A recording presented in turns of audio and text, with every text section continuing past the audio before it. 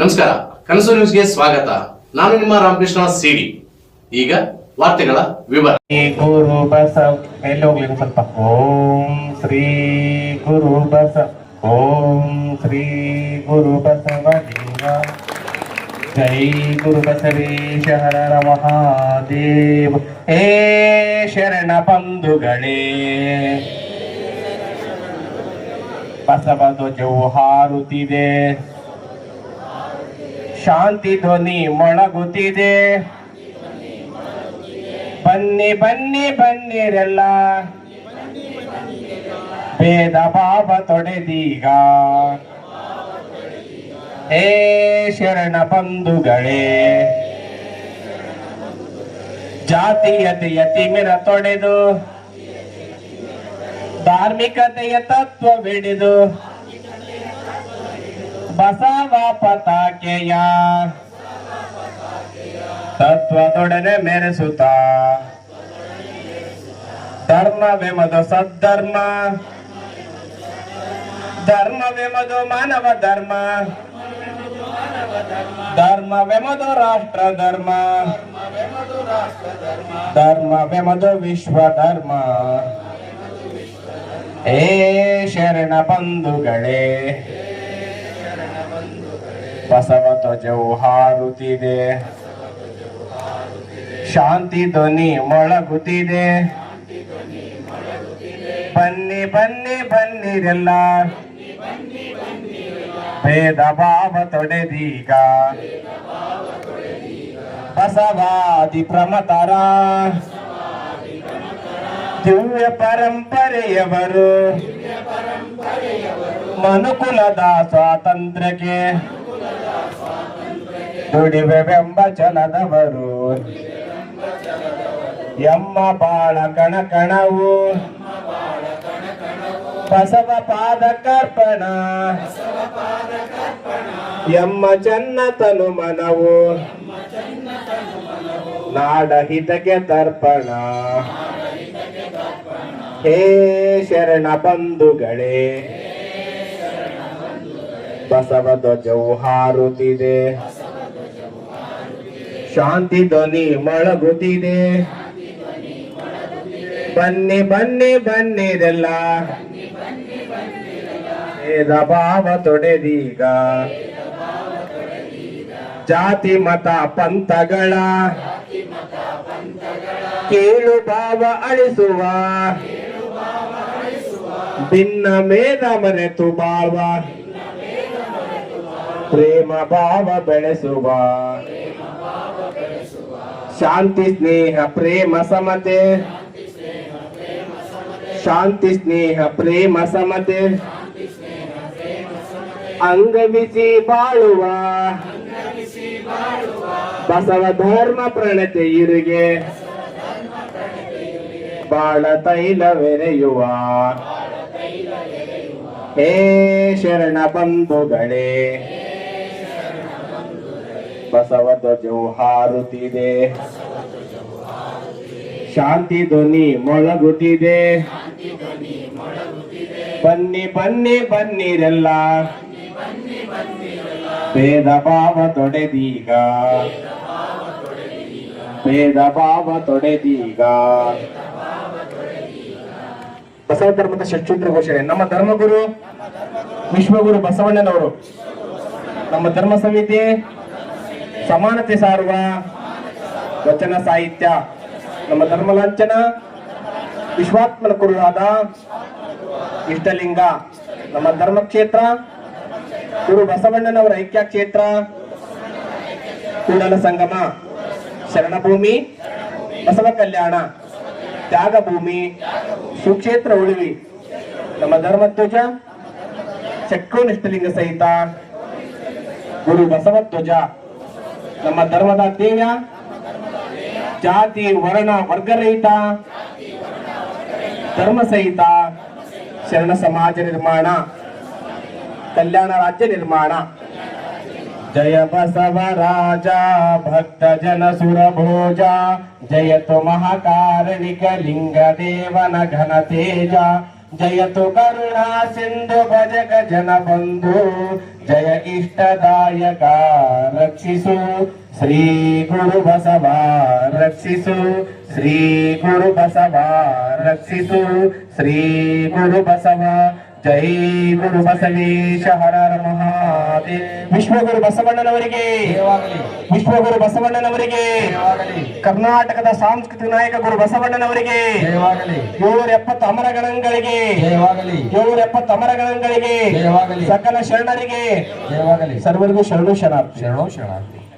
ಅದೇ ರೀತಿಯಾಗಿ ವೇದಿಕೆ ಮೇಲೆ ಎಲ್ಲರೂ ಪದ್ಮಶ್ರೀ ಪುರಸ್ಕೃತರಾಗಿರ್ತಕ್ಕಂಥ ಡಾಕ್ಟರ್ ಮಂಜಮ್ಮ ಜೋಗತಿ ಅವರು ದೀಪ ಬೆಳಗುವುದರ ಮೂಲಕ ಈ ಒಂದು ಕಾರ್ಯಕ್ರಮವನ್ನು ಉದ್ಘಾಟಿಸಬೇಕಂತ ಅವ್ರನ್ನ ಕೇಳ್ಕೊಳ್ತೇನೆ. ಅದೇ ರೀತಿಯಾಗಿ ಪೂಜ್ಯರು, ವೇದಿಕೆ ಮೇಲೆ ಎಲ್ಲ ಗಣ್ಯರು ಜ್ಯೋತಿ ಬೆಳಗುವುದರ ಮೂಲಕ ಕಾರ್ಯಕ್ರಮದ ಉದ್ಘಾಟನೆ ನೆರವೇರಿಸಿಕೊಡ್ಬೇಕು. ಜ್ಞಾನದ ಬಲದಿಂದ ಅಜ್ಞಾನದ ಕೇಡು ನೋಡಯ್ಯ, ಜ್ಯೋತಿಯ ಬಲದಿಂದ ಸಂಬಂಧದ ಕೇಡು ನೋಡಯ್ಯ, ಅಜ್ಞಾನದ ಬಲದಿಂದ ಜ್ಞಾನದ ಬಲದಿಂದ ಅಜ್ಞಾನದ ಕೇಡು ನೋಡಯ್ಯ, ಕೂಡಲ ಸಂಗಮ ದೇವ ನಿಮ್ಮ ಶರಣರ ಅನುಭವದಿಂದ ಎನ್ನ ಭವದ ಕೇಡು ನೋಡಯ್ಯ. ಬೆಳಗಲಿ ಬೆಳಗಲಿ ಬಸವ ಜ್ಯೋತಿ ಬೆಳಗಲಿ, ಬೆಳೆಸಲಿ ಬೆಳೆಸಲಿ ವಿಶ್ವ ಪ್ರೇಮ ಬೆಳೆಸಲಿ, ಬೆಳಗಲಿ ಬೆಳಗಲಿ ಬಸವ ಜ್ಯೋತಿ ಬೆಳಗಲಿ, ಬೆಳೆಸಲಿ ಬೆಳೆಸಲಿ ವಿಶ್ವ ಪ್ರೇಮ ಬೆಳೆಸಲಿ, ವಿಶ್ವ ಪ್ರೇಮ ಬೆಳೆಸಲಿ.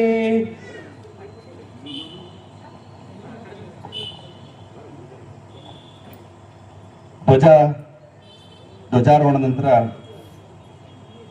ಜ್ಯೋತಿ ಬೆಳಗುವ ಮೂಲಕ ಕಾರ್ಯಕ್ರಮವನ್ನು ವಿದ್ಯುಕ್ತವಾಗಿ ಉದ್ಘಾಟನೆ ನೆರವೇರಿಸತಕ್ಕಂಥ ಎಲ್ಲರಿಗೂ ಶರಣಗಳನ್ನು ಸಲ್ಲಿಸ್ತಾ, ಅದೇ ರೀತಿಯಾಗಿ ಜಗಜ್ಯೋತಿ ಬಸವೇಶ್ವರರ ಪುಷ್ಪಾರ್ಪಣೆಯನ್ನು ಮಾಡಬೇಕು. ಪುಷ್ಪಾರ್ಪಣೆಯನ್ನ ಜಗಜ್ಯೋತಿ ಬಸವೇಶ್ವರರ ಪುತ್ಥಳಿಗೆ ಎಲ್ಲ ಗಣ್ಯರು ಪೂಜ್ಯರು ಪುಷ್ಪ ಸಮರ್ಪಣೆಯನ್ನು ನೆರವೇರಿಸಿಕೊಡ್ಬೇಕಂತ ಕೇಳ್ತೀನಿ. ಓಂ ಶ್ರೀ ಗುರು ಬಸವಲಿಂಗಾಯ ನಮಃ. ಓಂ ಶ್ರೀ ಗುರು ಬಸವಲಿಂಗಾಯ ನಮಃ.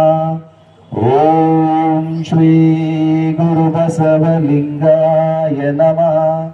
ಓಂ ಶ್ರೀ ಗುರು ಬಸವಲಿಂಗಾಯ ನಮಃ. ಭಾವಚಿತ್ರಕ್ಕೆ ಪೂಜ್ಯರು ಗಣ್ಯರು ಭಾವಚಿತ್ರಕ್ಕೆ ಅವಕಾಶ ಮಾಡಿಕೊಡ್ಬೇಕು. ಓಂ ಶ್ರೀ ಗುರು ಬಸವಲಿಂಗಾಯ ನಮಃ. 893ನೇ ಬಸವ ಜಯಂತಿ ಆಚರಣೆ ಸಮಿತಿಗೆ, ಬಸವ ಜಯಂತಿ ಆಚರಣೆ ಸಮಿತಿಗೆ, ವಿಶ್ವಗುರು ಬಸವಣ್ಣನವರಿಗೆ, ಸ್ತ್ರೀ ಕುಲೋದ್ಧಾರಕ ಬಸವಣ್ಣನವರಿಗೆ, ದಲಿತೋದ್ಧಾರಕ ಬಸವಣ್ಣನವರಿಗೆ. ಇವ ನಮ್ಮವ, ಇವ ನಮ್ಮವ, ಇವ ನಮ್ಮವನೆಂದೆನಿಸಯ್ಯ, ಇವ ನಮ್ಮ ಮನೆಯ ಮಗನೆಂದೆನಿಸಯ್ಯ, ಕೂಡಲ ಸಂಗಮ ದೇವ ಎನ್ನುವ ವಚನಕ್ಕೆ ಇವತ್ತಿನ ಬಸವ ಜಯಂತಿಯ ಕಾರ್ಯಕ್ರಮಕ್ಕೆ ಅದ್ಭುತವಾಗಿ ಮಾಡಿದಂಥ ವಚನ ಅಂತ ನಾನು ಅಂದ್ಕೊಂಡಿದ್ದೀನಿ. ನಾನಿವತ್ತಿಲ್ಲಿ ಬಂದಿರೋದ್ರಿಂದ ಆ ವಚನಕ್ಕೆ ಒಂದು ಅರ್ಥ ಬಂತು ಅಂತ ನಾನು ಅಂದ್ಕೊಂಡಿದ್ದೀನಿ. ಬಸವ ಜಯಂತಿ ಆಚರಣೆಯ ಸಮಿತಿ ಹಾಗೂ 893ನೇ ಬಸವ ಜಯಂತಿ ಅಂಗವಾಗಿ ಶರಣರ ಜೀವನ ದರ್ಶನ ಪ್ರವಚನದ ಉದ್ಘಾಟನಾ ಸಮಾರಂಭದ ದಿವ್ಯ ಸಾನ್ನಿಧ್ಯವನ್ನು ವಹಿಸಿರ್ತಕ್ಕಂಥ ಪೂಜ್ಯ ಶ್ರೀ ಡಾಕ್ಟರ್ ಮಹಾಂತ ಬಸವಲಿಂಗ ಸ್ವಾಮೀಜಿ, ಶ್ರೀ ಗುರು ಮುಕಂದೂರು ವಿರಕ್ತ ಕಮಠ ಮಲ್ಲದೇವಪುರ ಹಾಸನ ಈ ಪೂಜ್ಯರ ಪಾದಗಳಿಗೆ ನಮಸ್ಕರಿಸುತ್ತಾ, ಶ್ರೀ ಕೊಟ್ಟೂರೇಶ್ವರ ಪಾದಗಳಿಗೆ ನಮಸ್ಕರಿಸುತ್ತಾ, ವೇದಿಕೆ ಮೇಲೆ ಇರ್ತಕ್ಕಂಥ ಎಲ್ಲ ಮಹನೀಯರಿಗೂ ವಂದಿಸುತ್ತಾ, ಈ ಕಾರ್ಯಕ್ರಮಕ್ಕೆ ಕಾರಣೀಭೂತರಾದಂಥ ಕಳೆಯನ್ನು ತಂದಂಥ ಮುಂದೆ ಕುಳಿತಿರ್ತಕ್ಕಂಥ ಎಲ್ಲ ಕನ್ನಡದ ಕುಲಕೋಟಿ ಮನಸ್ಸುಗಳಿಗೆ ಈ ಮಂಜಮ್ಮ ಜಗತಿಯ ಅನಂತ ನಮಸ್ಕಾರಗಳು. ನನಗೆ ಕೋಟೆ ಸಂಗಮೇಶ್ ಅವರು ಫೋನ್ ಮಾಡಿದರು. ಆಮೇಲೆ ಮಹೇಶ್ ಕುಮಾರ್ ಯಾರಂತ ಗೊತ್ತಿಲ್ಲ ನನಗೆ. ಆಮೇಲೆ ಮಹೇಶ್ ಕುಮಾರ್ ಅವರು ಫೋನ್ ಮಾಡಿದರು. ಅವ್ರ ಮುಖಾಂತರ ಕೋಟೆ ಸಂಗಮೇಶ್ ಬರಲೇಬೇಕಮ್ಮ ಅಂತ ಹೇಳಿದರು.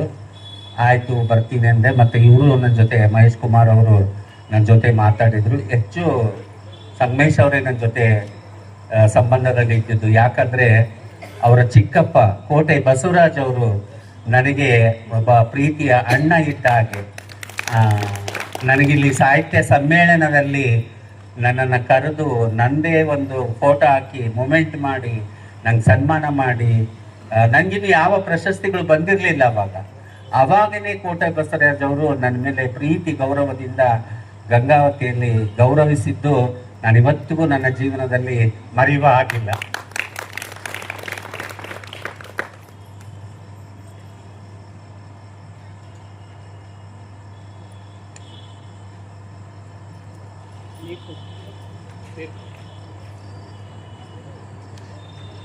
ಕೋಟೆ ಬಸವರಾಜ್ ಅವ್ರನ್ನ ನಿಲ್ಸ್ಕೊಂಡ್ರೆ ಇವಾಗ್ಲೂ ಕಣ್ಣೀರು ಬರುತ್ತೆ. ಅಂತ ವಿಶ್ವಾಸಮಯ ಪ್ರೀತಿಯ ಒಂದು ಆತ್ಮಗೌರವ, ಆತ್ಮ ಸಾಕ್ಷಿ ಎಲ್ಲರನ್ನೂ ತನ್ನೊಳಗೆ ಹಾಕ್ಕೊಂಡು ಕೆಲಸ ಮಾಡಿದವರು ಬಂತು, ಮಾಡದೇ ಇರೋರು ಬಂತು, ಒಳ್ಳೆಯವರು ಬಂದರು, ಕೆಟ್ಟವರು ಬಂದರು, ಸಣ್ಣವರು ಬಂದರು, ದೊಡ್ಡವರು ಬಂದರು, ದಲಿತರು ಬಂದರು, ಧೀಮಂತರು ಬಂದರು, ಎಲ್ಲರನ್ನ ಒಳಗೊಂಡು ಕೋಟೆ ಬಸವರಾಜ್ ಅವರು ಕಾರ್ಯಕ್ರಮಗಳನ್ನು ಹಮ್ಮಿಕೊಳ್ತಿದ್ರು. ಎಲ್ಲರ ಮೇಲೆ ಅಷ್ಟೇ ಪ್ರೀತಿಯನ್ನು ತೋರಿಸ್ತಿದ್ರು. ಅವತ್ತು ನನಗೆ ಯಾವುದೇ ಪ್ರಶಸ್ತಿ ಬಂದಿರದೇ ಇದ್ರೂ ನನ್ನ ಕಲೆಗೆ ಗೌರವ ಕೊಟ್ಟು ಅಷ್ಟು ಪ್ರೀತಿಯನ್ನು ನನಗೆ ತೋರಿಸಿದ್ದಾರೆ. ಅವರನ್ನು, ಗಂಗಾವತಿಯನ್ನು ನಾನು ಯಾವತ್ತೂ ಮರೆಯೋದಕ್ಕೆ ಜೀವನದಲ್ಲಿ ಸಾಧ್ಯನೇ ಇಲ್ಲ. ಅದೇ ರೀತಿಯಾಗಿ ಅವರ ಅಣ್ಣನ ಮಗ ಕೋಟೆ ಸಂಗಮೇಶ್ ಅವರು ಸಹ ಅದೇ ಪ್ರೀತಿಯನ್ನು ನನ್ನ ಮೇಲೆ ಇಟ್ಕೊಂಡಿದ್ದಾರೆ. ನಾನು ಯಾವಾಗಾದರೂ ಅವ್ರು ಆ ಕಡೆ ಬಂದರು ಅಂದರೆ ಒಂದು 3-4 ಅಕ್ಕಿ ಪಾಕಿಟ್ ಇಲ್ದಲೇ ನಮ್ಮ ಮನೆಗೆ ಬರೋದೇ ಇಲ್ಲ ಮನುಷ್ಯ.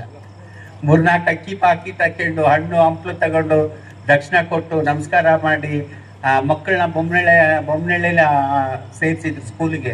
ಅವ್ರು ನೋಡಕ್ ಬಂದಾಗೆಲ್ಲ ಮನೆಗೆ ಬಂದು ಕೊಡೋರು. ನಾನೇನಾದ್ರು ಈ ಕಡೆಯಿಂದ ಬಂದೆ ಅಂದರೆ ಅಮ್ಮ ಅಂಗಡಿ ಹತ್ರ ಬಂದು ಹೋಗಮ್ಮಂತ ಮತ್ತೊಂದಷ್ಟು ಅಕ್ಕಿ ಪಾಕಿಟ್ಗಳನ್ನ ಹಾಕ್ಕೊಡ್ತಿದ್ರು.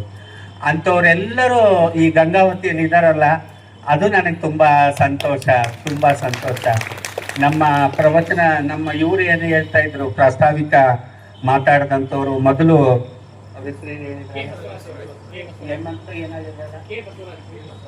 ಅಲ್ಲ ನಾನು ಅದನ್ನೆಲ್ಲ ಕೇಳ್ತಾ ಇರೋದು. ಮೊದಲು ಪ್ರವಚನ ಮಾಡಿದರು ಲಿಂಗಾನಂದ ಸ್ವಾಮಿಗಳು ಇಲ್ಲಿ ಮೊದಲು ಪ್ರವಚನವನ್ನ ಮಾಡಿದ್ರು ಅಂತ. ನಾವು ಗಾದೆ ಮಾತು ಹೇಳ್ತೀವಿ, ಹಿರಿಯ ಅಕ್ಕ ಚೆನ್ನಾಗಿದ್ರೆ ಮನೆಗೆ ಬರೋರೆಲ್ಲರೂ ಚೆನ್ನಾಗಿರ್ತಾರೆ ಅಂತ. ಹಿರೇ ಸೊಸೆ ಚೆನ್ನಾಗಿದ್ರೆ ಆಕಿದ್ದು ಬರೋ ಸೊಸರೆಲ್ಲರೂ ಚೆನ್ನಾಗಿರ್ತಾರಂತೆ. ಮನೆಗೆ ಹಿರೇ ಮಗ ಚೆನ್ನಾಗಿ ಅರ್ಧವಸ್ತಾಗಿ ಕಟ್ಟುವಸ್ತಾಗಿ ಇದ್ರೆ ಇರ್ತಕ್ಕಂಥ ಅಣ್ಣತಮ್ಮಳೆಲ್ಲರೂ ಚೆನ್ನಾಗಿರ್ತಾರಂತೆ. ಈಗ ಆ ಮಾತು ಅನ್ವಯಿಸೋದೇ ಇಲ್ಲ ಬಿಡ್ರಿ, ಅದು ಹೇಳದೇ ಬೇಕಾಗಿಲ್ಲ. ಯಾಕಂದ್ರೆ ಗಂಡ ಹೆಂಡತಿ ಒಂದು ಮಗು ಇತ್ತಂದ್ರೆ ಅದೇ ಕೂಡು ಕುಟುಂಬ. ಇವಾಗ ಒಂದು ಗಂಡ ಹೆಂಡತಿ ಒಂದು ಮಗು ಇತ್ತಂದ್ರೆ ಅದೇ ಕೂಡು ಕುಟುಂಬ. ಅತ್ತೆ ಬೇಕಾಗಿಲ್ಲ, ಮಾವ ಬೇಕಾಗಿಲ್ಲ, ಇನ್ನೊಂದು ಮಗು ಬೇಕಾಗಿಲ್ಲ, ಯಾರು ಬೇಕಾಗಿಲ್ಲ, ಅದೇ ಒಂದು ಕೂಡು ಕುಟುಂಬ ಇದ್ದಂಗೆ. ಹಂಗಿದೆ ಇವಾಗ. ಅವತ್ತು ಲಿಂಗಾನಂದ ಸ್ವಾಮಿಗಳು ಅವತ್ತೇನು ಒಂದು ಅಡಿಪಾಯವನ್ನು ಹಾಕಿತ್ತು ಹೋದ್ರಲ್ಲ, ಅದರ ಹಿಂದೆ ಬಂದಿರತಕ್ಕಂಥ ಇಂಥ ಶರಣರೆಲ್ಲೂ ಒಳ್ಳೆ ಕೆಲಸ ಮಾಡಿರೋದ್ರಿಂದ ಇವತ್ತಿಗೂ ಸಹ ಇಷ್ಟು ಜನ ಅದೇನು ಗಟ್ಟಿ ಕಾಳುಗಳು ಅಂತಾರಲ್ಲ, ನೀವೆಲ್ಲ ಗಟ್ಟಿ ಕಾಳುಗಳಿದ್ದಂಗೆ.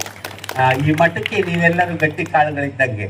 ನಾವೇನು ತೂರುವಾಗ, ಕಾಳು ಕಡಿ ತೂರುವಾಗ ಜೊಳ್ಳುಗಳೆಲ್ಲ ಗಾಳಿಗೆ ಮುಂದಕ್ಕೆ ಹೋಗ್ತಿರ್ತಾವೆ, ಗಟ್ಟಿ ಕಾಳು ಅಷ್ಟೇ ನೆಲದ ಮ್ಯಾಗ ನಿಂದಿರ್ತಾವೆ. ಅಂಥ ಗಟ್ಟಿ ಕಾಳುಗಳು ನೀವೆಲ್ಲರೂ ಇವತ್ತು ಇದ್ದೀರಲ್ಲ, ನೀವೆಲ್ಲರೂ ಗಟ್ಟಿ ಕಾಳುಗಳು ಅಂತ. ಈ ಬಸವ ಜಯಂತಿ ಆಚರಣೆಗೆ ನನ್ನಂಥ ಒಬ್ಬ ತೃತೀಯ ಲಿಂಗಿಯನ್ನು ಕರೆದು ಆ ಕಾರ್ಯಕ್ರಮವನ್ನು ಉದ್ಘಾಟನೆ ಮಾಡ್ತಿದ್ರಲ್ಲ, ಅದು ನನಗೆ ತುಂಬ ಸಂತೋಷ ಕೊಟ್ಟು, ನಾನು ಇಲ್ಲಿ ಒಂದೇ ಅಲ್ಲ, ಇಡೀ ಪಂಚಪೀಠಾಧೀಶರ ಕಾರ್ಯಕ್ರಮಕ್ಕೆ ಹೋಗಿದ್ದೀನಿ, ಅವರನ್ನೆಲ್ಲರನ್ನು ಭೇಟಿಯಾಗಿದ್ದೀನಿ. ಕರ್ನಾಟಕದ 100 ಮಠಗಳನ್ನು ನಾನು ಹತ್ತಿ ಇಳಿದು ಬಂದಿದ್ದೀನಿ ಆ ಮಠದನ್ನ. ಇನ್ನೊಂದು ವಿಚಾರ ಏನಪ್ಪ ಅಂದರೆ, ಈ ಥರದ ಮಠದ ಕಾರ್ಯಕ್ರಮಗಳಲ್ಲಿ, ಜಯಂತಿಯ ಕಾರ್ಯಕ್ರಮಗಳಲ್ಲಿ ನಾನೀಗೊಂದು 30-35 ವರ್ಷದ ಕೆಳಗಡೆ ಜೋಗತಿ ನೃತ್ಯವನ್ನು ಮೆರವಣಿಗೆಯಲ್ಲಿ ಮಾಡ್ಕೊಂಡು ಹೋಗ್ತಾ ಇರ್ತಿದ್ದೆ. ಅವಾಗ ಮಾಡ್ಕೊಂಡು ಹೋಗ್ತಾ ಇರಬೇಕಾದ್ರೆ ಅವರೆಷ್ಟು ಕೊಡ್ತಿದ್ರು, ಅವಾಗ 2,000-3,000 ಕೊಟ್ಟರೆ ದೊಡ್ಡ ದುಡ್ಡು. ಅವಾಗ ಆ 2,000-3,000 ದುಡ್ಡು ಕೊಡೋರು, ಗುರುಗಳು ದರ್ಶನ ಮಾಡ್ರಿ, ನಾವು ಕಾಲಿಗೆ ಬೀಳ್ತೀವಿ, ಅವ್ರ ಆಶೀರ್ವಾದ ತಗೊಂತೀವಿ ಅಂದ್ರೆ, ಇಲ್ಲಮ್ಮ ಅವರು ಬಿಜಿ ಅದಾರ, ಅವ್ರಿಗೆ ಗಲಾಟೆ ಐತಿ, ಬ್ಯಾಟ್ ನೆಟ್ರಿ ಅಂತ ಕಳ್ಸ್ಬಿಡ್ತೀವಿ. ದುಡ್ಡು ಕೊಡ್ಬೇಕಾರೆ ಖಾಲಿ ಪೇಪರಿಗೆ ಸೈನ್ ಮಾಡಿಸ್ಬೇಕು, 2,000-3,000. ಅವ್ರೇನು 5,000 ಬರ್ಕಂತಿದ್ರು 10,000 ಬರ್ಕಂತಿದ್ರು, ಇವರೇ ಬರಲ್ಲ. ಈಗ ಅನಿಸ್ತೈತಿ ಅದಕ್ಕೆ ಗುರುಗಳ ಕಡೆ ನಮ್ಮನ್ನು ಬಿಡ್ತಿದ್ದಿಲ್ಲ ಅಂತ. ನೀವು ಜೋಗಮ್ಮವ್ರು ಬರ್ತಿದ್ವಿ ಹೆಚ್ಚಿಗೆ ದುಡ್ಡು ಕೇಳ್ಬೋದು ಅಲ್ಲಿ ಹೋಗಿ, ಇಲ್ಲವ 10,000 ಕೊಟ್ಟಿವಿ 5,000 ಕೊಟ್ಟಿವಿ ಮತ್ತೆ ಕೇಳ್ತೀವಿ ಅಂದ್ರೆ ಮತ್ತೆ ನಮ್ಮ ಕುತ್ತಿಗೆ ಗುರುಳು ಬರ್ತೈತಿ ಅಂತಂದು ನಮ್ಮನ್ನು ಹೊರಗೆ ಕಳಿಸ್ಬಿಡ್ತಿದ್ರು. ಅಂತ ಒಂದು ಕಾಲ ಆಗಿತ್ತು. ಇವಾಗ ನನ್ನನ್ನ ಕರೆದು ಗೌರವಿಸುವಂತ ಕಾಲ ಈಗಿದೆ. ನನ್ನನ್ನ ಕರೆದು ಗೌರವಿಸುವಂತ ಕಾಲ ಇದೆ. ಇಂಥ ಗುರುಗಳ ನೂರಾರು ಶರಣರ ಜೊತೆ ಕುಂತು ಎದ್ದು ಬಂದಿದ್ದೀನಿ.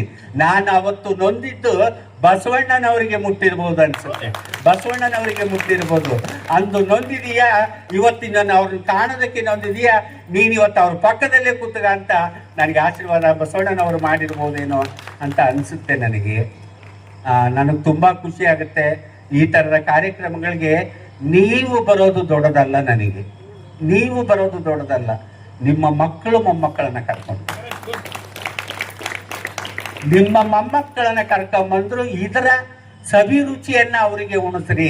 ಅವರಿಗೆ ಗೊತ್ತಿರಂಗಿಲ್ರಿ ಪುರಾಣ ಅಂದ್ರೇನು, ಪ್ರವಚನ ಅಂದ್ರೇನು, ವಚನ ಅಂದ್ರೇನು, ಸಾಹಿತ್ಯ ಅಂದ್ರೇನು, ಕವನ ಅಂದ್ರೇನು, ಚರಿತ್ರೆ ಅಂದ್ರೇನು, ಇವ್ಯಾವ ಮಕ್ಕಳಿಗೆ ಗೊತ್ತಿರಂಗಿಲ್ಲ. ನಾವು ಈಗಿನ ಮಕ್ಕಳಿಗೆ ಪಿಜ್ಜಾ ಬರ್ಗರ್ ತಿನ್ನಿಸ್ತೀವಿ, ಹೌದಿಲ್ಲ? ಬೆಳಗ್ಗೆ ಕೊನೆ ತನಕ ಮಕ್ಕಳು ಅದನ್ನೇ ತಿಂತಾವ್. ರೊಟ್ಟಿ ಮುದ್ದೆ ಕೊಡಕೋದ್ರೆ ಒಳ್ಳೆ ಅಂತಾವ್. ನಮಗೆ ಬೇಡ ಪಿಜ್ಜಾ ಬರ್ಗರೇ ಬೇಕಂತಾರೆ. ಯಾಕಂದ್ರೆ ಅದ್ರ ರುಚಿ ತಿಂದಿರ್ತಾರ, ಅದ್ರ ರುಚಿ ನೋಡಿರ್ತಾರೆ. ಅದಕ್ಕೆ ಮಕ್ಕಳಿಗೆ ಧಾರಾವಾಹಿ ನೋಡೋದು ಬಿಡಿಸಿ, ಮೊಬೈಲ್ ನೋಡೋದು ಬಿಡಿಸಿ, ಇಂಥ ಶರಣರ ಕಾರ್ಯಕ್ರಮಕ್ಕೆ ನಿಮ್ಮ ಮೊಮ್ಮಕ್ಕಳನ್ನ ಕರ್ಕೊಂಡು ಬರ್ರಿ.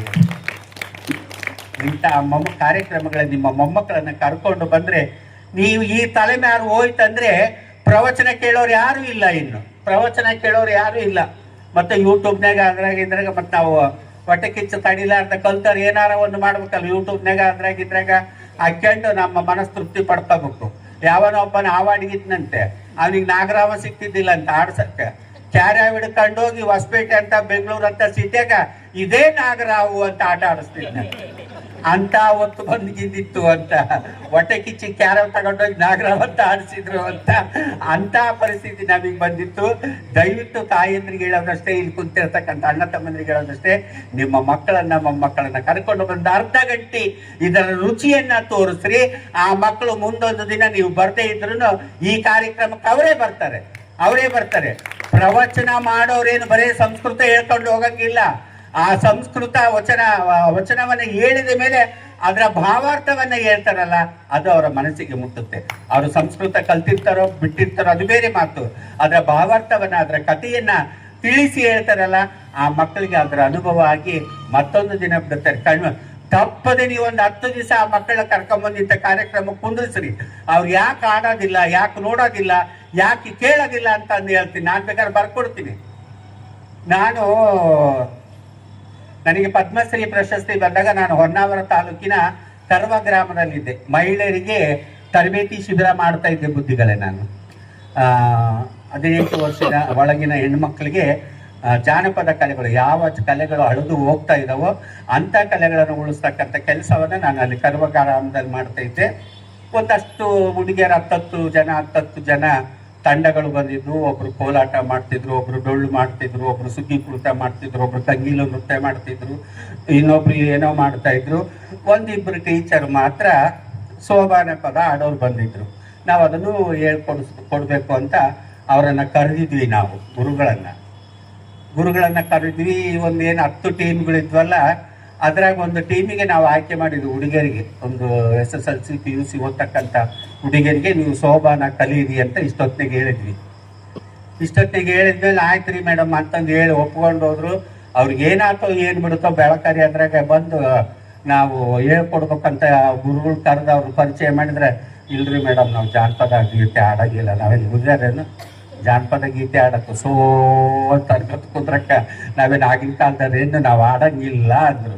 ಡೈರೆಕ್ಟಾಗಿ ನಾನು ಮಕ್ಕಳು ಹೊಡೆದಾಗ ಮತ್ತೇನು ರಿಜಿಸ್ಟರ್ಗೆ ಆಗಲಿ ನನ್ನ PA ಗಾಗಲಿ ಹೇಳಿಲ್ಲ. ಅವರು ಡೈರೆಕ್ಟ್ ಬಂದು ನನಗೆ ಹೇಳಿದ್ರು, ಇಲ್ರಿ ಮೇಡಮ್ ನಾವು ಸೋಬಾನ ಪದ ಕಲಿಯೋದಿಲ್ಲ ಅಂದರು. ಕಲಿಯೋದಿಲ್ಲಲ್ಲಮ್ಮ, ಸಂತೋಷ, ನೀವು ಕಲೀಲೇ ಬೇಡ್ರಿ. ಈ ಹೆಣ್ಮಕ್ಳು ಗುರುಗಳಾಗಿ ಕರೆಸಿದ್ದೀನಿ ನಾನು. ಒಂದು ಹಾಡು ಆಡ್ತಾರೆ, ಆ ಹಾಡು ಆಡಿದ ಮೇಲೆ ಅದರ ಅರ್ಥವನ್ನ ಕೇಳಿ ಆಮೇಲೆ ನೀವು ಬೇರೆ ಕಾರ್ಯಕ್ರಮ ಯಾವ್ದಾರ ಮಾಡ್ರಿ ಅಂದೆ. ಆಮೇಲೆ ಅವರಿಗೆ ಒಂದು ಹಾಡನ್ನು ಕೊಟ್ಟು ಆ ಮಕ್ಕಳಿಗೆ ಹೇಳಿ ಅದರ ಅರ್ಥವನ್ನ ತಿಳಿಸ್ರಿ ಅಂತ ಹೇಳಿದಾಗ ಆ ಹುಡುಗ ತಲೆ ತಗ್ಗಿಸ್ಕೊಂಡು ನಿಂತ್ಕೊಂಡ್ರು. ಯಾಕ್ರಮ್ಮ ಏನಾಯ್ತು ಅಂದ್ರೆ, ಮೇಡಮ್ ನಾವು ಸೋಬಾನ ಪದ ಕಲಿತೀವ್ರಿ ಮೇಡಮ್ ಅಂತ. ಮಕ್ಕಳಿಗೆ ಅದ್ರ ಅನುಭವ ಆಗ್ಬೇಕ್ರಿ. ಮಕ್ಕಳಿಗೆ ಅದ್ರ ಅನುಭವ ಆದ್ರೆ ಅದ್ರ ದಾರಿಯನ್ನು ಹಿಡಿತಾರೆ. ನಾವು ಪ್ರವಚನರ ಕರ್ಕೊಂಬಂದು ಕುಂದಿರ್ಸಿದ್ರೆ ಅದ್ರ ಅನುಭವ ಆಗುತ್ತೆ. ಶರಣಾದಿ ಶರಣರ ಹೇಳ್ಯಾರ, ಸತ್ಯ ಶರಣರ ಕಥೆಯನ್ನು ಚಿತ್ತವಿಟ್ಟು ಕೇಳಿದಲ್ಲಿ ಮಾಡಿದ ಪಾಪ ಪರಿಹಾರ ಆಗುತ್ತೆ ಅಂತ ಹೇಳ್ತಾರೆ.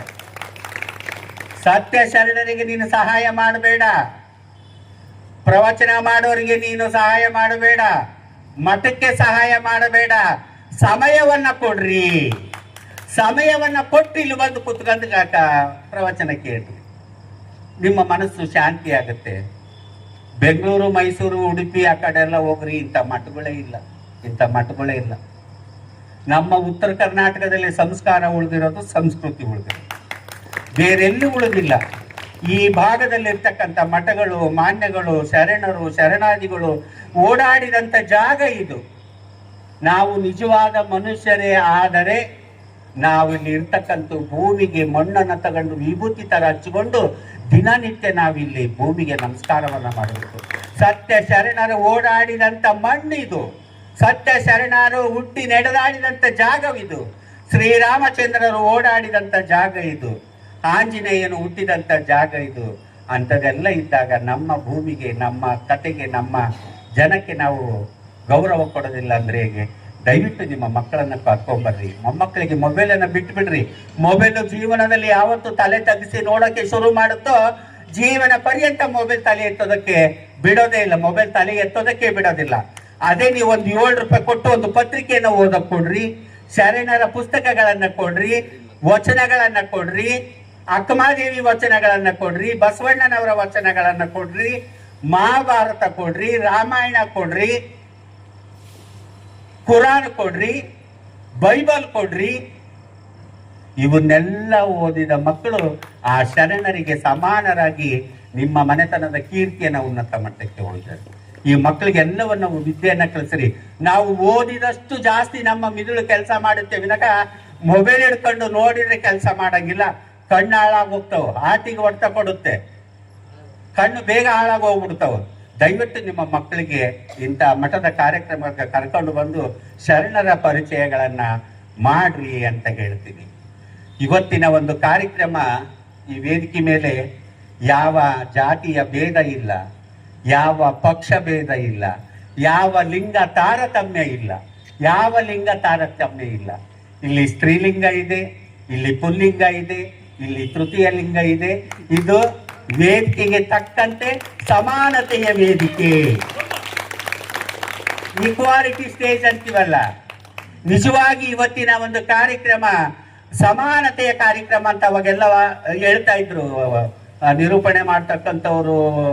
ಆಮೇಲೆ ಇದನ್ನ ಪ್ರಾಸ್ತಾವಿಕ ನುಡಿಯನ್ನ ನುಡಿದಂಥವ್ರು, ಇದು ಸಮಾನತೆಯ ಕಾರ್ಯಕ್ರಮ. ನಿಜವಾಗೂ ಅವರಿಗಿಲ್ಲದಂತೆಯೇ ಇದು ಸಮಾನತೆಯ ಕಾರ್ಯಕ್ರಮ. ಯಾಕಂದ್ರೆ ಇವತ್ತು ನನ್ನಂತ ಒಬ್ಬ ತೃತೀಯ ಲಿಂಗಿಯನ್ನ ಕರೆದು ಎಲ್ಲರ ಮಧ್ಯೆ ಕುಂದಿರಿಸಿ ಅದನ್ನ ಉದ್ಘಾಟನೆ ಮಾಡಿದ್ರಲ್ಲ, ಇದೊಂದು ಈಕ್ವಾಲಿಟಿಯ ಸ್ಟೇಜ್, ಸಮಾನತೆಯ ವೇದಿಕೆ. ಈ ಸಮಾನತೆ ಎಲ್ಲರಲ್ಲೂ ಉಳಿಲಿ, ಎಲ್ಲರಲ್ಲೂ ಕಾಪಾಡ್ಲಿ ಅಂತ ಹೇಳ್ತೀನಿ. ಇವತ್ತು ನಾವಿಲ್ಲಿ ಕೂತಿದ್ದೀವಲ್ಲ, ನಾವು ಯಾರೂ ದೊಡ್ಡವರಲ್ಲ. ನೀವಲ್ಲಿ ಕುಂತಿದ್ದೀರಲ್ಲ, ನೀವ್ಯಾರೂ ಸಣ್ಣವರಲ್ಲ. ನೀವು ಎಲ್ಲರೂ ಸಮಾನರು. ನೀವು ಎಲ್ಲರೂ ಶರಣರು. ಇಲ್ಲಿ ಗುರುಗಳಿದ್ದಾರೆ, ದಿವ್ಯ ಸಾನ್ನಿಧ್ಯವನ್ನು ವಹಿಸಿದ್ದಾರೆ. ಅವ್ರಿಗೇನಾದ್ರೂ ಸಿಟ್ಟು ಬಂದು ನಿಮಗೆ ಶಾಪ ಕೊಟ್ರೆ ನಿಮಗೆ ಏನೂ ಆಗಲ್ಲ.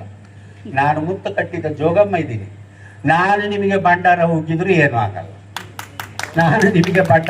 ಏನಾಗಲ್ಲ. ಇವರು ತೀರ್ಥ ವಿಭೂತಿ ಉಗ್ಗಿದ್ರು ನಿಮಗೆ ಏನೂ ಆಗಲ್ಲ. ಯಾಕಪ್ಪ ಅಂದ್ರೆ ಎಲ್ಲರ ಅಂತರಾತ್ಮದಲ್ಲಿ ಪರಮಾತ್ಮ ಇದೆ.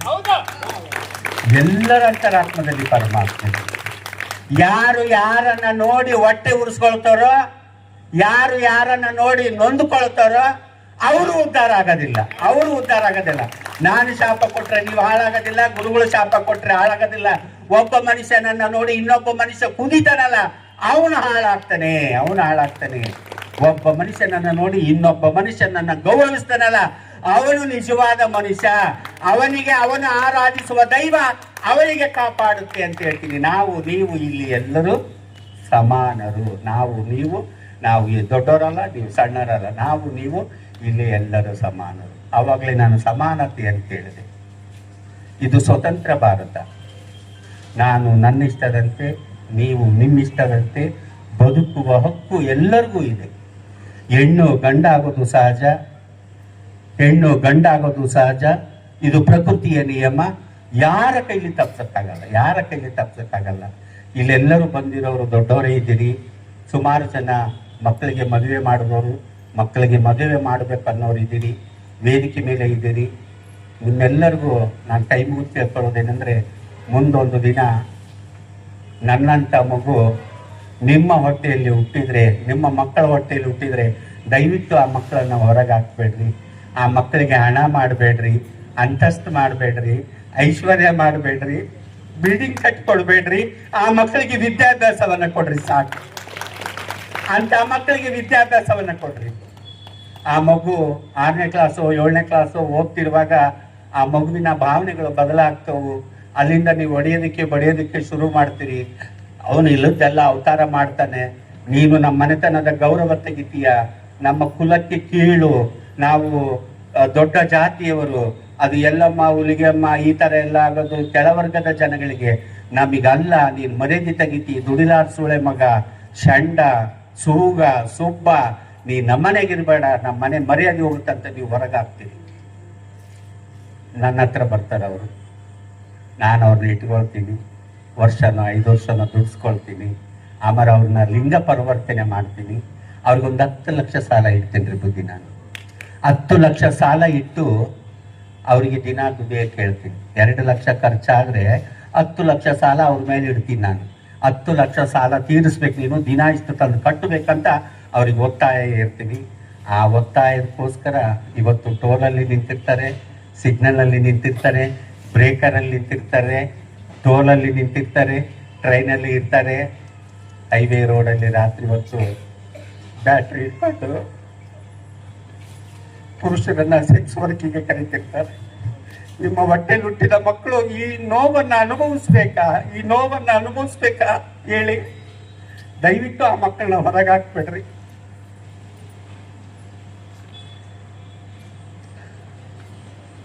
ಈಗ ಸರ್ಕಾರ 1% ಮೀಸಲಾತಿಯನ್ನು ಕೊಟ್ಟಿದೆ. ಆ ಮೀಸಲಾತಿ ಒಳಗೆ ನನ್ನ ಕರ್ನಾಟಕದಲ್ಲಿ 4 ಜನ ಟೀಚರ್ ಆಗಿದ್ದಾರೆ, 4 ಜನ ಪೊಲೀಸರಾಗಿದ್ದಾರೆ, ಗುಲ್ಬರ್ಗದಲ್ಲಿ ಒಬ್ರು PDO ಆಗಿದ್ದಾರೆ, ನಮ್ಮ ಕೊಪ್ಪಳ ಯೂನಿವರ್ಸಿಟಿಯಲ್ಲಿ PhD ಮಾಡಿದ್ದಾರೆ, ಬಳ್ಳಾರಿ ಶ್ರೀಕೃಷ್ಣ ದೇವರಾಯ ವಿಶ್ವವಿದ್ಯಾಲಯದಲ್ಲಿ MA ಮಾಡಿ ಅದೇ ಯೂನಿವರ್ಸಿಟಿಗೆ ಸಂಬಂಧಪಟ್ಟಂತ ಸಾಣಿಹಳ್ಳಿಯಲ್ಲಿ ಗೆಸ್ಟ್ ಲೆಕ್ಚರ್ ಆಗಿ ಕೆಲಸ ಮಾಡ್ತಾ ಇದ್ದಾರೆ. 1% ಮೀಸಲಾತಿಯಲ್ಲಿ. ದಯವಿಟ್ಟು ನಿಮ್ಮ ಮಕ್ಕಳನ್ನ ಹೊರಗೆ ಹಾಕ್ಬೇಡ್ರಿ. ಆ ಮಕ್ಕಳಿಗೆ ವಿದ್ಯಾಭ್ಯಾಸ ಕೊಡ್ರಿ. ಅವರ ಬದುಕನ್ನು ಅವ್ರು ಕಟ್ಕೊಳ್ತಾರೆ, ಅವ್ರ ಕಾಲ ಮೇಲೆ ಅವ್ರು ನಿಂತ್ಕೊಳ್ತಾರೆ. ಅವ್ರ ಕಾಲ ಮೇಲೆ ಅವ್ರು ನಿಂತ್ಕೊಂಡು ಮುಂದೊಂದು ದಿನ ಮಂಜಮ್ಮನ ತರ ಸಾಧಕರಾಗಿ ನಿಮ್ಮ ಕೀರ್ತಿಯನ್ನ ಉನ್ನತ ಮಟ್ಟಕ್ಕೆ ಹೋಗ್ತಾರೆ ಅಂತ ಹೇಳ್ತೀನಿ. ನನ್ನ ಜೀವನದಲ್ಲಿ ನಾನು ಯಾವ ಕಾಲೇಜ್ ಮೆಟ್ಲನ್ನು ಹತ್ತಲಿಲ್ಲ. ನಾನು SSLC ಫೇಲ್ ಆಗಿದ್ದೀನಿ. ಆದರೆ ನಾನು ಕಲಿತಂಥ ಜಾನಪದ ಕಲೆ ಕರ್ನಾಟಕದ 106 ಕಾಲೇಜು ಮೆಟ್ಲನ್ನು ಹತ್ತಿಸಿದೆ. ನಂದು 2 ಕನ್ನಡ ಪುಸ್ತಕ ಇದೆ. ಮಂಜಮ್ಮ ಜೋಗತಿ ಅನ್ನೋದು ಜಾನಪದ ವಿಶ್ವವಿದ್ಯಾಲಯದವ್ರು ಮಾಡಿದ್ದು ಒಂದು ಪುಸ್ತಕ, ನಡುವೆ ಸುಳಿವ ಹೆಣ್ಣು ಅಂತ ಅರುಣ್ ಜೋಳದ ಕೂಡ್ಲಿಗೆ ಅವರು ಮಾಡಿದಂಥ ನಡುವೆ ಸುಳಿವ ಹೆಣ್ಣು, ಇವೆರಡೂ ಕನ್ನಡ ಪುಸ್ತಕ ಕರ್ನಾಟಕದ 16 ವಿಶ್ವವಿದ್ಯಾಲಯದಲ್ಲಿ ಪಠ್ಯ ಡಿಗ್ರಿ ಮಕ್ಕಳು ಓದ್ತಾ ಇದ್ದಾರೆ. ಇಲ್ಲೇ ಬಸ್ ಸ್ಟ್ಯಾಂಡ್ ಪಕ್ಕಕ್ಕೊಂದು ಕಾಲೇಜ್ ಇದೆಯಲ್ಲ, ಸಂಕಲ್ಪ ಕಾಲೇಜಲ್ಲೇ ನನ್ನ ಪಾಠ ಇದೆ. ಮಹಿಳಾ ವಿಶ್ವವಿದ್ಯಾಲಯಕ್ಕೆ ಸಂಬಂಧಪಟ್ಟಂತ ಕಾಲೇಜ್ ಅದು. ಅಲ್ಲೇ ನನ್ನ ಪಾಠ ಇದೆ. ನನ್ನನ್ನು ಅಲ್ಲಿ ಕರೆದಿದ್ರು ಒಂದ್ಸಲ. ಇಷ್ಟಿದೆ. ತೆಲುಗಿನಲ್ಲಿ ಜೋಗಿನಿ ಮಂಜಮ್ಮ ಅಂತ ಇದೆ, ಇಂಗ್ಲಿಷ್ನಲ್ಲಿ ಫ್ರಮ್ ಮಂಜುನಾಥ ಟು ಮಂಜಮ್ಮ ಅಂತ ಇದೆ. ಮತ್ತೆ ಈಗ ಇನ್ನೊಂದು ಪುಸ್ತಕ ಬರ್ತಾ ಇದೆ, ಟ್ರಾನ್ಸ್ ಲೈಕ್ ಎ ಡ್ಯಾನ್ಸ್ ಅಂತ ಮತ್ತೊಂದು ಪುಸ್ತಕ ಬರ್ತಾ ಇದೆ. ಒಂದು ಕಾದಂಬರಿ ಸಹ ಬರ್ತಾ ಇದೆ. ನಾನು ಕಲ್ತಿದ್ದು SSLC ಫೇಲ್ ಆಗಿದ್ದಷ್ಟೇ. ನನ್ನ ಜಾನಪದ ಕಲೆ ಹಳ್ಳಿಯ ಗುಡಿಸಲಿನಿಂದ ದೆಹಲಿಯ ಪಾರ್ಲಿಮೆಂಟ್ವರೆಗೆ ಕರ್ಕೊಂಡು ಹೋಗಿದೆ. ದಯವಿಟ್ಟು ನೀವು ನಿಮ್ಮ ಗುರಿ ಏನಿದೆ, ನಿಮ್ಮ ಮಕ್ಕಳ ಗುರಿ ಏನಿದೆ, ನಿಮ್ಮ ಸ್ವಸ್ಥರ ಗುರಿ ಏನಿದೆ, ನಿಮ್ಮ ಅಳಿಯಂದ್ರ ಗುರಿ ಏನಿದೆ, ಆ ಗುರಿ ಮುಟ್ಟೋ ತನಕ ನೀವು ಅವರಿಗೆ ಸಹಾಯ ಮಾಡ್ರಿ, ಅವ್ರನ್ನ ಪ್ರೋತ್ಸಾಹಿಸಿ, ಅವರನ್ನ ಮುಂದಕ್ಕೆ ತಬ್ರಿ, ಮುಂದಕ್ಕೆ ಹೋಗ್ಲಿ, ಅವ್ರು ಮುಂದಕ್ಕೆ ಹೋಗ್ಲಿ. ದಯವಿಟ್ಟು ಯಾರು ಹಿಂದೆ ಸರಿಬೇಡ್ರಿ. ದೇವರು ಎಲ್ಲರನ್ನೂ ಚೆನ್ನಾಗಿ ನೋಡ್ಕೊಳ್ತಾನೆ. ಧೈರ್ಯವಾಗಿ ಅವ್ರಿಗೆ ಮುನ್ನುಗ್ಗಕ್ಕೆ ಹೇಳ್ರಿ. ಜನ ಹೆಂಗಿದ್ರು ಆಡ್ಕೊಳ್ತಾರೆ. ಇಷ್ಟು ಜನ ಇವತ್ತು ಶರಣಿಯರು ಅಂದ ಚಂದದಿಂದ ಬಟ್ಟೆ ಉಟ್ಕೊಂಡು, ವಿಭೂತಿ ಹಚ್ಕೊಂಡು, ಕುಂಕುಮ ಹಚ್ಕೊಂಡು, ಉದ್ದಕ್ಕೆ ಜಡೆ ಹಾಕೊಂಡು, ಹೂ ಮುಡ್ಕೊಂಡು ಇಲ್ಲಿ ಬರಬೇಕಾದ್ರೆ ಅವ್ರ ಅಕ್ಕಪಕ್ಕದವ್ರು ಯಾರ್ಯಾರು ಏನೇನಂದವ್ರ ಹೋಟ್ಲು ನೋಡಿ ತಯಾರಾಗಿ ವೆರೈಟಿ ಬ್ಯಾಗ್ ಹಾಕೊಂಡು ಕೇಳಿ ಪುರಾಣ ಪ್ರವಚನ ಕೇಳಿ ಯಾರ ಮನೆ ಉದ್ಧಾರ ಮಾಡಿ ಯಾವ ದೇಶ ಉದ್ಧಾರ ಮಾಡ್ತಾಳ ತಯಾರಾಗಿ ಹೋಟ್ಲು ನೋಡಂತ ಅಂದಿರ್ತಾರ. ಅವ್ರು ಮನೆಗೆ ಅತ್ತೆ ಮಾವನು ಅಂದಿರ್ತಾರೆ, ಮೈದ ನೆಗಣ್ಣರು ಅಂದಿರ್ತಾರೆ, ನಿಮಗೂ ಅಂದಿರ್ತಾರೆ. ಮಾಡಕ್ ಕೆಲ್ಸ ಇಲ್ಲ ಒಟ್ಟು ನೋಡಿ ಮುದಿಯ ಹಳ್ಳಂದು ಉಳ್ಳಂದು ಬೇಕ ಮಾತಾಡಿ ಮಠದಾಗ ಒಂದಿಟ್ಟು ಅವ್ರು ಕೊಟ್ಟು ತಿಂದು ಬಂದು ಇಲ್ಲಿಗೆಲ್ಲರಿಗೂ ಒಟ್ಟ ಅನ್ಕಂತ ಕುಂದಿರ್ತಾನೆ. ಬಂದು ಒಟ್ಟ ನೋಡಿ ತಯಾರಾಗಿ ಅಂತ ಅಂದಿರ್ತಾರೆ. ಜನ ಹೆಂಗಿದ್ರು ಅಂತಾರ್ರಿ. ಜನ ನಾವು ಮಕ್ಕಂದ್ರು ಅಂತಾರ, ನಿಂತ್ರು ಅಂತಾರ, ಓಡಾಡಿದ್ರು ಅಂತಾರ. ಇದೇ ಮಠದ ಬಂದು ಇದೇ ಕಟ್ಟಿ ಮೇಲೆ ಒಂದು 4 ಜನ ಕುಂತಿರ್ತಾರೆ ಮಾತಾಡ್ಕೊಂತ. ಮ್ಯಾಲ ಒಂದು ಕಾಗಿ ಹೋಗ್ತಿರುತ್ತೆ, ಹಿಂದೆ ಒಂದು 4 ಕಾಗಿ ಹೋಗ್ತಿರ್ತಾವು. ಇಲ್ಲಿ ಕುಂತರ್ ಸುಮ್ನೆ ಕುಂದಿರ್ಬೇಕ ಬೇಡ ಲೇ, ಮುಂದೆ ಹೋಗೋದು ಹೆಣ್ಣಕ್ಕಾಗಿ, ಹಿಂದ್ ಹೋಗೋವು ಗಂಡಕ್ಕಾಗಿ, ಅದು ಆದ್ರ ಮಾಡ್ತೈತಿ ಅಂದು ಬಿಡ್ತಾರೆ. ಇವ್ರೇನ್ ಲಾಟಿನ ಹಿಡ್ಕೊಂಡು ಹೋಗಿ ನೋಡಿದ್ರೆ ಅದು ಹೆಣ್ಣಕ್ಕಾಗಿ, ಇವು ಗಂಡಕ್ಕಾಗಿ, ಅದು ಆದ್ರ ಮಾಡ್ತೈತಿ ಅನ್ನಕ್ಕ. ಈ ಕರೆ ಮಾನವಗ ಮಾಡಾಕ ಕೆಲಸ ಇಲ್ರಿ. ಆರಿ ಹೋಗುವ ಕಾಗೆಗೆ ಆದ್ರವನ್ನ ಕಟ್ತಾನ. ಇನ್ನು ನನಗೆ ಬಿಡ್ತಾನ, ನಿಮಗೆ ಬಿಡ್ತಾನ, ನಿಮಗೆ ಬಿಡ್ತಾನ, ಯಾರಿಗೂ ಬಿಡೋದಿಲ್ಲ, ಯಾರಿಗೂ ಬಿಡೋದಿಲ್ಲ. ಅದಕ್ಕೆ ನಾವು ಯಾರ ಮಾತು ಕಿವಿಗೆ ಬಾರದು. ನಮ್ದು ಏನ್ ಕೆಲಸ ಇರುತ್ತೋ ಅದನ್ನ ಮಾಡ್ಕೊಂತ ಹೋಗ್ತಿರ್ಬೇಕು. ಆನೆ ಹೋಗ್ತಾ ಇರುತ್ತೆ, ಶ್ವಾನ ಬೊಗಳ್ತಾ ಇರುತ್ತೆ. ಆನೆಯ ರೋಮ ಒಂದು ಚುಮ್ಮನಂಗಿಲ್ಲ, ಒಂದು ಚುಮ್ಮನಂಗಿಲ್ಲ. ನಮ್ಮ ಉತ್ತರ ಕರ್ನಾಟಕ ಆಲೆ ಕುಣಿತಿರ್ತಾರ. ಆಲೆ ಹಬ್ಬದಾಗ ಗಂಡು ಹುಡುಗರು ಕೊನೆಗೆ 10 ರಾತ್ರಿ ದಿವಸ ಒಂದೇ ತರದ ಅಗ್ಗಿ ಚಡ್ಡಿ ಹಾಕಿದ್ ಗೆಜ್ಜಿ ಕಟ್ಕೊಂಡು ಅಲ್ಲಿಗಿಡ್ಕೊಂಡು ಕುಣಿತಾ ನಿಶೆ ಹೆಚ್ಚಾದಾಗ ಕೆವ್ ಸೇನ್ ಧೋಲ್ಯ ಯಾವಳದೇನ್ ಅಂತ ಕುಣಿತಿರ್ತಾವ.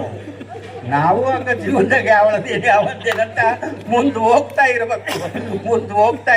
ನಾವು ಹೇಳ್ಬಾರ್ದು. ಜನ ಇವ್ರು ಹೆಂಗಿದ್ರು ಆಡ್ಕೊಳ್ತಾರ. ಆಡ್ಕೊಳ್ಳೋರಿಗೆ ಕಮ್ಮಿನೇ ಇಲ್ಲ. ಸರ್ವಜ್ಞ ಇನ್ನೊಂದು ಮಾತು ಹೇಳೋಣ, ನಾವುಟ್ಟ ಸೀರೆ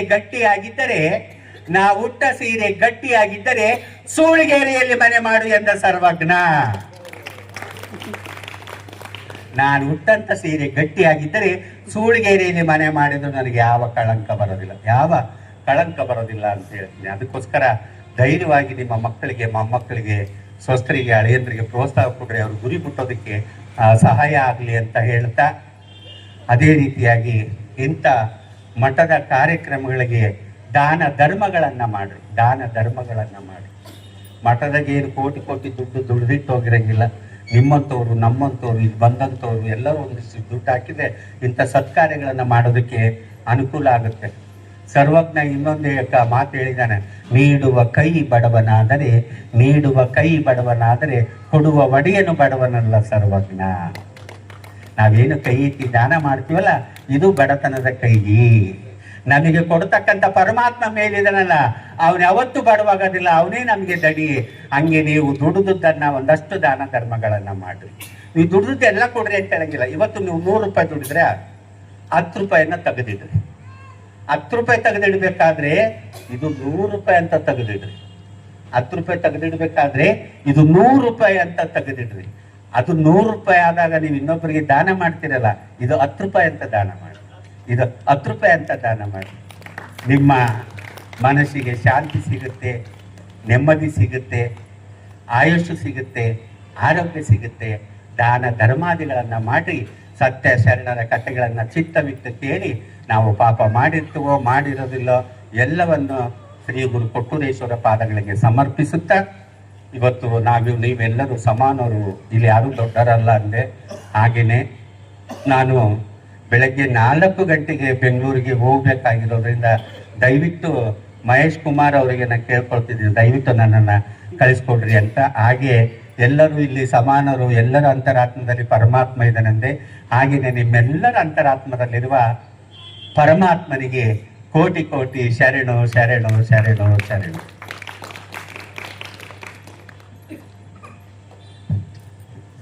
ಇಲ್ಲಿವರೆಗೆ ಬಹಳ ಹೃದಯ ಸ್ಪರ್ಶಿ ಮಾತುಗಳನ್ನ ತಮ್ಮ ಜೀವನವನ್ನೇ ನಮ್ಮ ಮುಂದೆ ತೆರೆದಿಡ್ತಾ ಒಂದು ಮಾತನ್ನ ಹೇಳಿದ್ರು. ನಾನು ಈ ಒಂದು ವಿದ್ಯೆಯನ್ನು ಕಲಿತು ತೃತೀಯ ಲಿಂಗಿ ಆಗಿದ್ದಕ್ಕೆ ನನ್ನ ಮನೆಯಿಂದ ದೂರ ಹೋದೆ. ಇನ್ನೊಂದು ಮಾತನ್ನ ಅವರು ಯೂಟ್ಯೂಬ್ ನೋಡಿದ್ರೆ ಗೊತ್ತಾಗುತ್ತೆ. ಅವರು ಒಂದು ಸರಿ ಸಾವಿನ ಅಂಚಿಗೆ ಹೋಗಿ ಆತ್ಮಹತ್ಯೆ ಪ್ರಯತ್ನನೂ ಮಾಡಿದ್ದಾರೆ. ಯಾಕಂದ್ರೆ ಸಮಾಜ ಅಷ್ಟು ಕೀಳಾಗಿ ನೋಡುತ್ತೆ ಆ ರೀತಿಯ ವ್ಯಕ್ತಿಗಳನ್ನ. ಆದ್ರೆ ಬಸವಣ್ಣನಿಗೆ ಆ ರೀತಿಯ ವ್ಯಕ್ತಿಗಳ ಪ್ರೀತಿ. ಇವತ್ತು ಬಸವಣ್ಣನ ಪಕ್ಕದಲ್ಲಿ ಅವರಿಗೆ ಜಾಗ ಇದೆ. ಒಂದು ಕಾಲಕ್ಕೆ ಅವ್ರನ್ನ ಮನೆ ಕರ್ಕೊಳ್ಳಿಕ್ಕೆ ಮನೆಯಿಂದ ಹೊರಗಾಕಿರ್ತಕ್ಕಂಥ ಒಂದು ಸಮಾಜ ಇದ್ರೆ ಅಂತ ಸಮಾಜದ ಮಕ್ಕಳನ್ನ ತನ್ನ ಬಗಲಲ್ಲಿ ಕೂರಿಸ್ಕೊಳ್ತಕ್ಕಂಥ ಬಸವಣ್ಣನವರು ಇವತ್ತು ಅವ್ರ ಪಕ್ಕದಲ್ಲಿ ಕೂತಿದ್ದಾರೆ. ಇವತ್ತು ಬಸವಣ್ಣನಿಗೆ ಬಹಳ ತೃಪ್ತಿಯಾಗಿದೆ. ಯಾಕಂದ್ರೆ ಅಂತ ವ್ಯಕ್ತಿಗಳು ಈ ಸಮಾಜ ಮುಖ್ಯವಾಹಿನಿಗೆ ಬರಬೇಕು. ಈಗಾಗಲೇ ಹೇಳಿದಂಗೆ ತೃತೀಯ ಲಿಂಗಿಗಳು ಬಳ್ಳಾರಿ ಯೂನಿವರ್ಸಿಟಿಲಿ ಲೆಕ್ಚರ್ ಆಗಿದ್ದಾರೆ, ಆಮೇಲೆ ಕೊಪ್ಪಳದಲ್ಲಿ ಇದ್ದಾರೆ, ಎಲ್ಲಾ ಕ್ಷೇತ್ರಗಳಲ್ಲಿ ಕೆಲಸ ಮಾಡ್ತಿದ್ದಾರೆ. ಈ ರೀತಿಯಾಗಿ ಕೆಲಸ ಮಾಡೋದ್ರ ಮೂಲಕ ಜೀವನವನ್ನ ನಡೆಸ್ತಕ್ಕಂಥ ಸ್ಥೈರ್ಯವನ್ನ ಅವರು ತುಂಬಿಕೊಡ್ತಾ ಇದ್ದಾರೆ. ಓದಿದ್ದು 10ನೇ ಕ್ಲಾಸು, ಆದ್ರೆ ಎಲ್ಲಾ ಯೂನಿವರ್ಸಿಟಿಗಳಲ್ಲಿ ಅವರ ಟೆಕ್ಸ್ಟ್ ಬುಕ್ ಇದಾವೆ, ಅವ್ರ ಬಗ್ಗೆ ಅಧ್ಯಯನ ಆಗ್ತಾ ಇದೆ, ಅವ್ರ ಬಗ್ಗೆ PhD ಆಗ್ತಾ ಇದೆ. ಅಂದ್ರೆ ನಡೆಯನ್ನ ಬದುಕನ್ನ ಸ್ವೀಕರಿಸ್ತಕ್ಕಂಥದ್ದು, ಬದುಕನ್ನು ಎದುರಿಸ್ತಕ್ಕಂಥದ್ದು ಇವ್ರು ನಮಗೆ ಮಾದರಿ ಆಗ್ತದೆ ಅಂತ ಹೇಳ್ತಾ ಈ ವೇದಿಕೆ ಮುಖಾಂತರ ಬಸವಣ್ಣನ ಆಶೀರ್ವಾದ ಅವರಿಗೆ ಇರಲಿ ಅಂತ ಕೇಳ್ಕೊತಾರೆ. ವೇದಿಕೆ ಮೇಲೆ ಇರ್ತಕ್ಕಂಥ ಪೂಜ್ಯರು ಗಣ್ಯರು ಅವರನ್ನ ಗೌರವಿಸಬೇಕು ಅಂತ ಕೇಳ್ಕೊತಾನೆ.